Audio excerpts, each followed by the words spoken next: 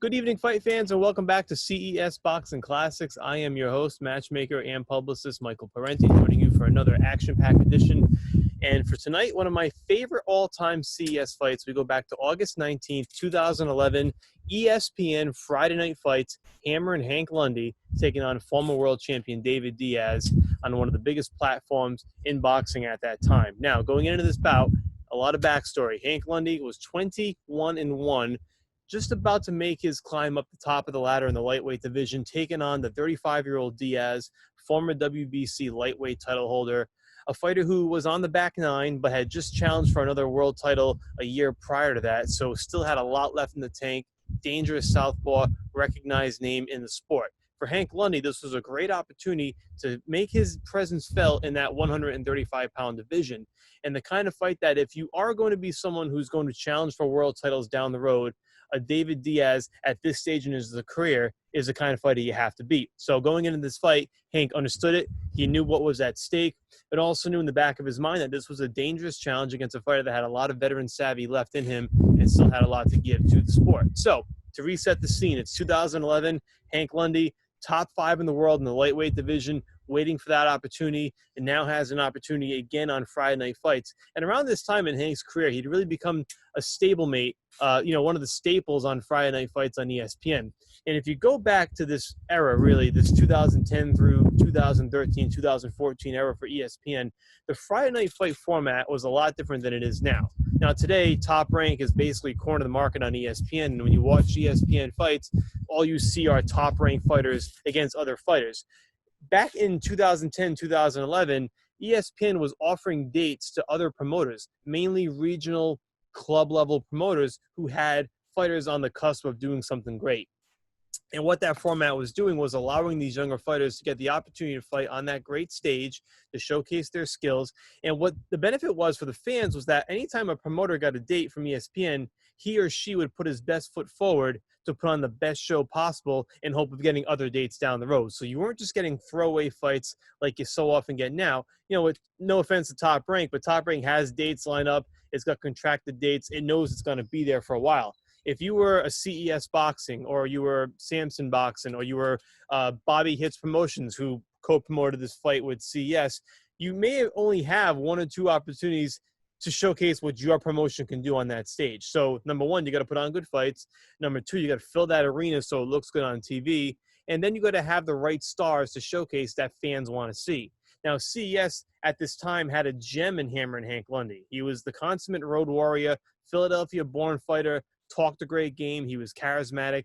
On camera, there was nobody better. When it came time to do an interview, to talk trash about an opponent, there was nobody who was at the top of his game like Lundy was at this time. So ESPN fell in love with Hammerin Hank. And right before this fight, 4 months prior, Hank actually captured the NABF title against Patrick Lopez on ESPN from Foxwoods Casino, another thrilling fight by Hammerin Hank. So the beat just kept on rolling for Hammerin Hank. He brought CES these opportunities on ESPN, and ESPN put Hank out there, and Hank just kept winning and winning. Only 1 loss in his career going into this fight against Diaz, and that was a knockout loss to John Molina in 2009 at Twin River Casino, also on ESPN. And that was a fight that Hank was winning throughout until he got caught late in the 10th round, and he got stopped. Now, Hank avenged that defeat with the win over Patrick Lopez a few months later, and here he was with his record in this position with a chance to go on and do some great things. So Hank was really just on the cusp of a possible world title fight at 135 pounds, but he first had to get through David Diaz, the former world champion. Now, I had the pleasure to actually accompany Hank on this trip to Chicago. This event was held at the Horseshoe Casino in Hammond, Indiana, just over the border of Illinois. Small casino, very nice venue. It was a small theater-style room.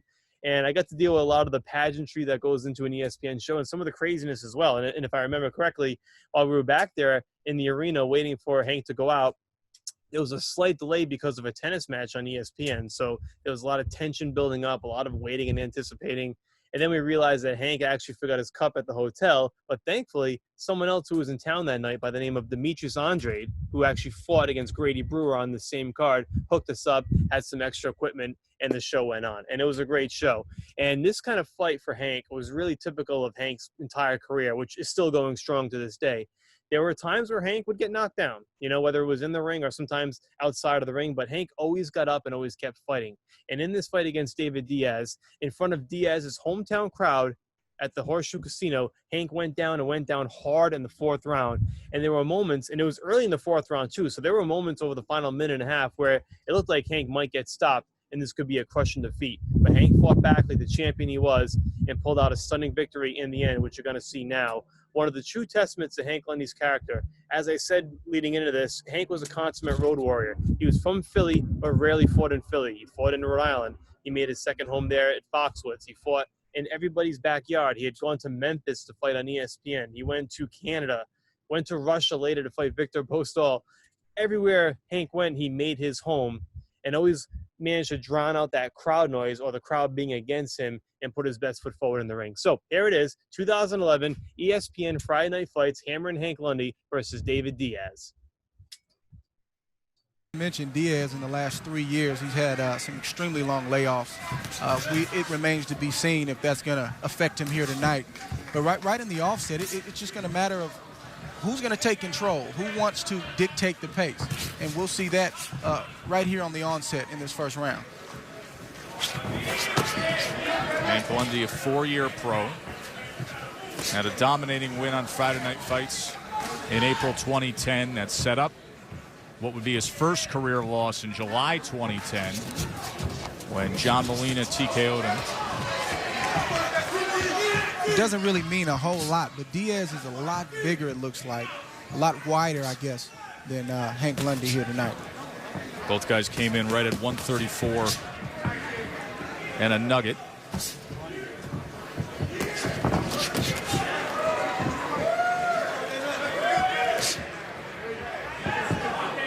Both fighters look real relaxed at the moment. See Lundy popping that jab off the hip.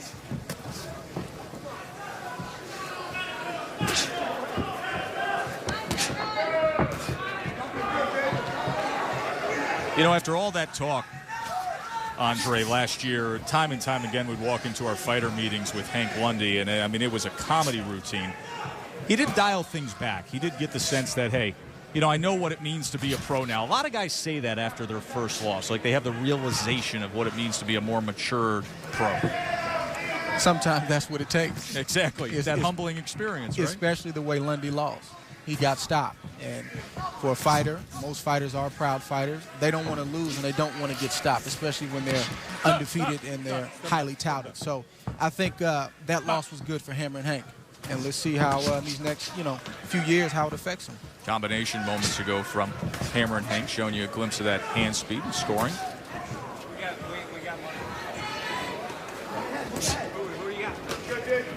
Diaz comes forward. Hank able to get off the ropes and turn away from that.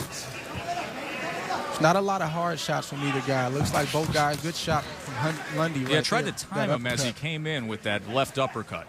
It just looked like they're trying to establish range at the moment. Got to say, Lundy looks the sharper of the two. Good speed by Lundy, always exhibited.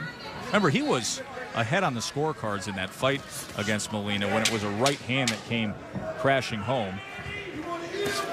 Start of what we expect to be a good-looking Friday night fight card with Diaz and Lundy. More to come. Hank Lundy coming out for round 2. He was raised in Philly by a single mom who Hank will openly discuss the fact that she suffered from a mental illness, and he's very thankful for his aunt and uncle for playing such a major role in his upbringing. Now he's continuing to develop as an emerging pro prospect here.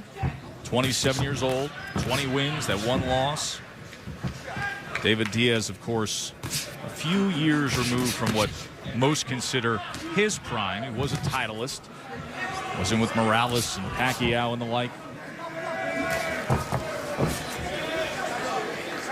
I really like the way Lundy looks poised right now. He doesn't look shell-shocked. He doesn't look like he's uncomfortable being in there with a former champ. He looks right at home right now. See those moments where Diaz wants to try to make this rugged on the inside. And he's going to Lundy have landed a pretty good body shot in the midst of it. And there's a right uppercut by David Diaz as he targets that belt line at all. And now they trade. In the red corner, they start to trade here a minute into round 2.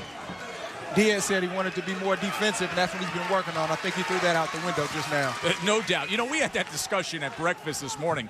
When you're a veteran guy and you're 35 years old, you can talk about the fact that, hey, I'm working on this, I'm working on that. But when you get back in there and a fight breaks out and you're in against a talented kid like this, you're going to be what you've always been. You're going to, and you have to do what's been working over the years, and that's what we mentioned in our keys to victory. David Diaz has to do what he's been doing all these years, and it seems to be working right now against Hank Lundy. Hank looks a little uncomfortable once Diaz started to step on the gas. Tried to time a left hand again, did Lundy. Well, Hank was willing to fight Diaz's fight there in that opening minute of round 2, and you could see how comfortable Diaz was with that.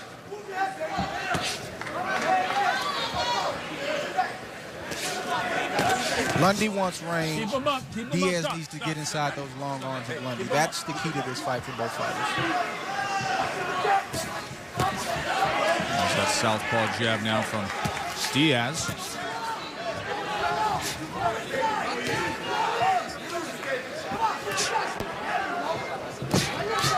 Lundy pops it off the hip as well, finding that range and having some success when he does.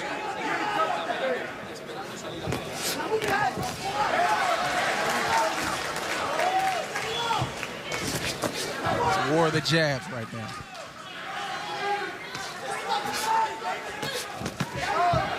Left hand by Lundy was just glancing. Tried to time that left again. He's looking for it. Looking to counter that jab of Diaz with the left hand is Lundy. Pretty intriguing opener here on Friday Night Fights as he scores there, coming to the end of round number 2, and there goes Lundy. Great here by Hank Lundy. He's looking to time Diaz. He's watching. Bam! Straight left down the pipe, and that hurt Diaz toward the end of round 2. Is that something that you see as an opportunity that will continue to exist for Lundy? Well, being that we have 2 southpaws here, that's a great shot for Lundy. It's a natural shot for 2 southpaws. It comes right down the pipe, and as you've seen, if he continues to throw that, it could be very effective down the stretch. 21-6 connect advantage in that last round for Hammerin Hank, according to CompuBox.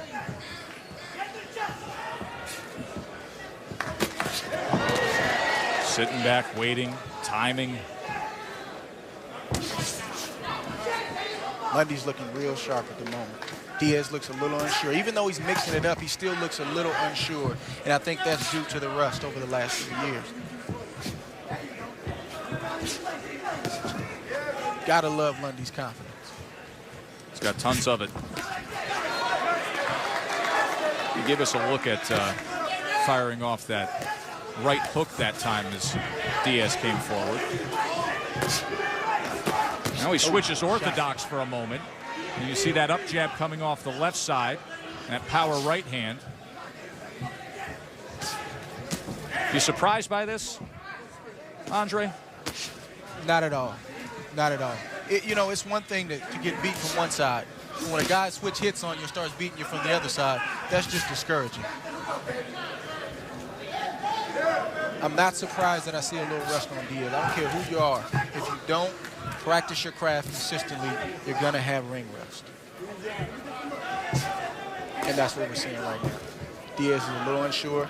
Lundy's been consistent. He's been fighting, and he looks more relaxed tonight. Diaz was always a hard-working overachiever type. Fought consistently from his pro debut in '96 right through to the top. And he claimed a title, then had the fight with Pacquiao in '08, and since then the one fight in 2009, the one fight in 2010. Won a majority decision against Rob Frankel back in January, and then back in here against a young, fast prospect in Lundy. Crowd reacts to that. Lundy's got both hands down right now, just daring Diaz to throw. He's that confident. Timing things well, has the speed advantage. Look at that left hand. Down there, mid-thigh.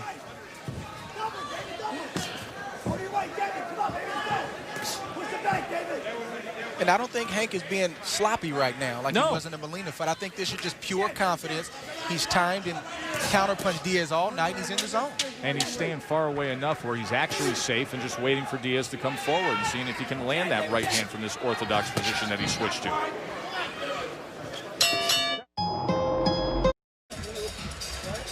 Vince Vaughn, famed actor, ringside for Friday Night Fights. He's going to be joining us in a moment. And there is Andre, the greatest athlete of the modern generation of sports. Got nothing but Vincent respect for Bo Jackson. Bo Nothing Jackson. but respect.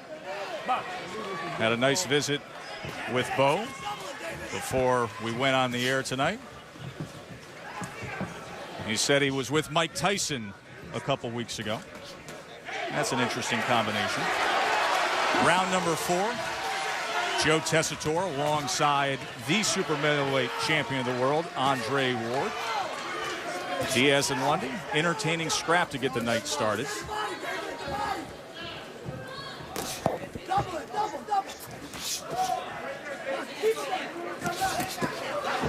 Oh, my goodness. Lundy is looking really good right now. He's looking sharp. He's got the speed advantage, Andre.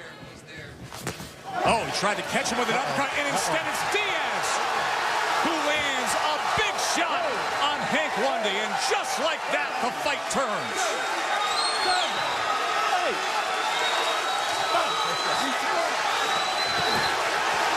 Look at this, all-out assault by the former champ.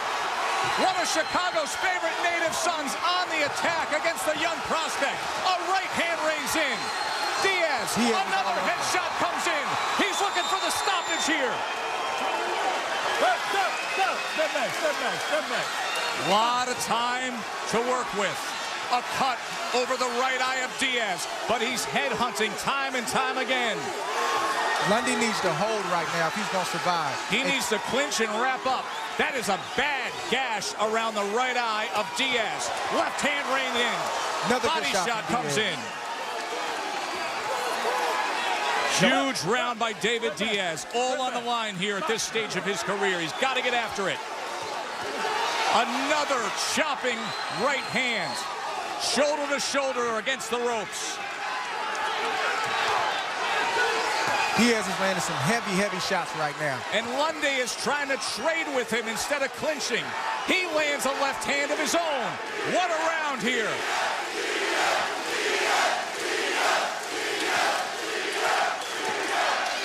Oh, a big right hand comes in from Hammerin Hank. And now Diaz, he's the one tying up. Did he punch himself out there? Both men are a little tired right now, but Diaz is still looking for the knockout. He's a veteran, and he's been in this position before. 2 more big shots from Diaz. He needs to give himself a little room so he doesn't smother his shots, so he can get 1 or 2 good shots in on Lundy to see how he reacts. Break. Step back. Long range left time by Diaz, and there's another left hand that comes from far away. What a round. Unbelievable action in round number 4. Let's show you how it went down as this crowd erupts here at the Horseshoe Casino. Here's what started it all. Deja vu for Hank Lundy again. He's in control, gets hit with a big shot, down he goes. Another look at Diaz's moment to shine. Leaps in with the right hook, hits Lundy right on the temple. Great shot from David Diaz. And then headshot after headshot. What perfect timing by one of the best comedic actors of our generation, Vince Vaughn, to join us ringside. All right, pleasure to Joe be with you Tessitore guys. and Andre Big fan of Ward. both of you. How about First of all, that? I apologize to Lundy and the fans. I didn't make the weight under 140, so he had to fill in for me. He might have needed a little more prep time, it looks like, here. But what a great round that was. Now, was that from a headbutt? What do you think happened there to Diaz? I didn't see where the cut, how it happened, did you? There was so much action with all the flurries on the inside. All of a sudden, you looked up. The next thing you know, he has the cut. We will find out ringside here if it was a clash. But it didn't look like it was there prior to the knockdown. I think it was a clash of heads. Diaz was pretty close on Lundy there. But Diaz has a history of cuts, a lot of scar tissue up there, so that's not a shocker to see him cut right now. And we got the official word from the ringside commission that cut was caused by a punch.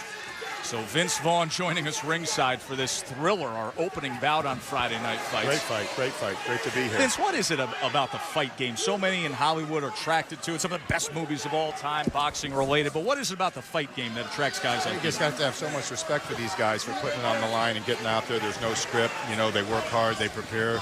They come out here against another man. It's just exciting to watch these guys put their heart and soul on the line. Lundy tries to work off that jab now. Still in that orthodox position against the southpaw Diaz. He will switch it. And look at the blood now raining down the side of the face of Diaz as he's sent off balance, and that gash has opened up even worse. Might have trouble seeing what this fight. That is a dangerous cut, and remember, it was caused by a punch, so if this fight stops, it's over. A TKO for Lundy as Diaz continues to fight on. That's a nasty cut. That is nasty. But again, Diaz has a history of cuts. There's a lot of scar tissue built up around those eyes, so it doesn't take much to open a cut up on David Diaz. This is the 5th straight fight that David Diaz has been cut. And this fight is in jeopardy to continue with what's over his right eye. You can feel the tension here. They're both throwing bombs. This thing could end any minute. Any minute. Look at how much worse that cut is, Vince. And an uppercut lands, a big uppercut, and then a series that included a left hand to the head by Lundy. Great combination by Lundy. That right eye is just pumping blood out. You can see it streaming out every time he takes a step forward. Hard to believe that Gerald Scott is not pausing this fight to let the doctors get a good look at that right eye. I think this fight's going to end right here. I believe so. Michael Parante is the ringside position. I'd be shocked if he lets it continue. Let's listen in. What do you want to do with this? The bad cut is interfering with his vision. Yeah, I know. You got any way you couldn't. They got any way to slow that shit. He's got a goddamn. They can stop that. You see? You go to this round. I'll see you in a moment. Okay, After this round up, they're going to let it go. Wow. Are you kidding me? Gotta respect his heart.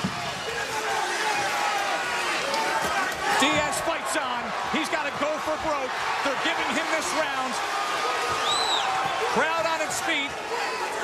The hometown hero trying to pull one out here. At the casino here tonight. Diaz has got to press. He's only got a little time left with that cut. They may give his corner some time to try to stop it, but it's not going to last long. They're not going to be able to stop that cut tonight.